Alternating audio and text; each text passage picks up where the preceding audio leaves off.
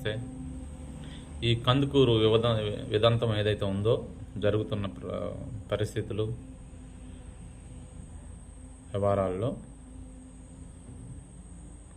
కులాలు ఎందుకు తీసుకొస్తున్నారు అని మాట్లాడుతున్నారు కొంతమంది మీడియాల్లో, డిబేట్లలో కూర్చొని.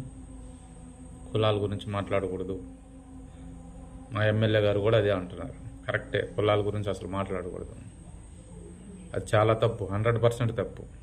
కానీ ఎవరైతే దాసర్ రాము గారు గుంటూరు హాస్పిటల్కి వెళ్ళి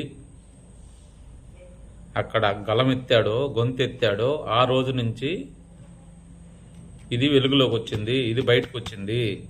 అంతకుముందు నియోజకవర్గం లోపలే, గుడ్లూరు మండలం లోపలే అణిగిమణిగి ఉంది. ఎప్పుడైతే ఆయన దాసర్ రాము గారు మాట్లాడాడో, నోరెత్తారో, ఆ రోజే ఇది వెలుగులోకి వచ్చింది. అన్ని మీడియాలు ముందుకు వచ్చినాయి. అంతకుముందు మీడియాల వల్ల అందరికీ తెలుసు. కానీ ఎందుకు మాట్లాడలేదు? ఎమ్మెల్యే గారు ఎందుకు మాట్లాడలేదు? అదేమంటే కర్మ అయిన తర్వాత బోధం అనుకున్నాను అని అన్నాడు. కర్మ అయిన తర్వాత వాళ్ళ ఇంటికి వెళ్ళొచ్చు. మీడియా ముందు మాట్లాడటానికి ఏమవుతుంది? లేదంటే చిన్నది ఒక సెల్ఫీ వీడియో తీసి పెట్టడానికి ఏమవుతుంది? లేకపోతే వాళ్ళ నాయకుల చేత పెట్టచ్చు కదా.